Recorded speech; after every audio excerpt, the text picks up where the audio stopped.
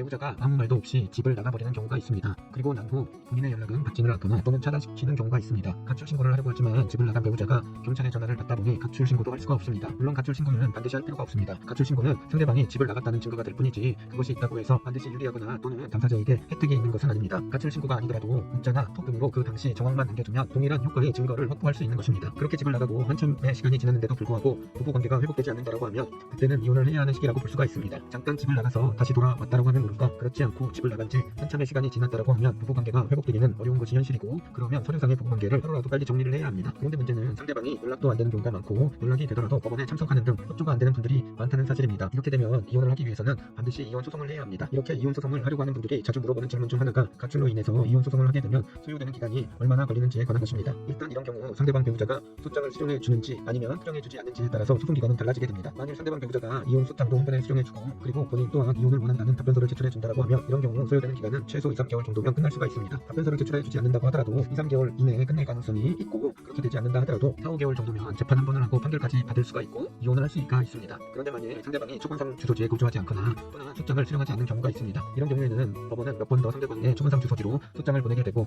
그렇게 했는데도 불구하고 받지 않으면 그때 법원은 상대방 부모 또는 형제 자매들에게 안내서 등과 같은 서류를 보내주게 됩니다. 이렇게 소송을 진행하게 되면 최소 소요되는 시간은 6개월 이상 소요가 될 수가 있습니다. 이와 같이 말씀드리며 이혼이 안 되는 것 아니냐고 물어보는 분들이 있지만 상대방이 이혼을 강력하게 반대하지 않는 한 시간만 소요가 될 뿐이지 이혼이 될 가능성은 아주 높습니다. 가출로 인한 별거 기간이 길어진다는 것은 상대방은 본인과 혼인을 유지할 의사가 없는 경우가 대부분입니다. 즉 상대방이 이혼을 반대할 리는 거의 없습니다. 그렇기 때문에 이혼 소송을 하더라도 그리고 상대방이 수령을 하지 않아서 시간이 소요되더라도 이혼이 되는 것은 어렵지 않습니다. 물론 집을 나간 상대방 배우자가 이혼 소송 중에 재산 분할을 방소 등으로 청구하게 되면 소요되는 기간은 최소 7, 8개월 이상 소요가 됩니다. 하지만 장기간 별거를 한 부부가 재산 분할을 별도로 청구하는 경우는 그리 많지 않기 때문에 너무 걱정할 필요는 없습니다. 그렇기 때문에 하루라도 빨리 이혼을 하고 싶은 분들은 하루라도 빨리 이혼 소장을 법원에 접수하는 것이 가장 빨리 이혼이 되는 방법이라는 점 꼭 참고하시길 바랍니다.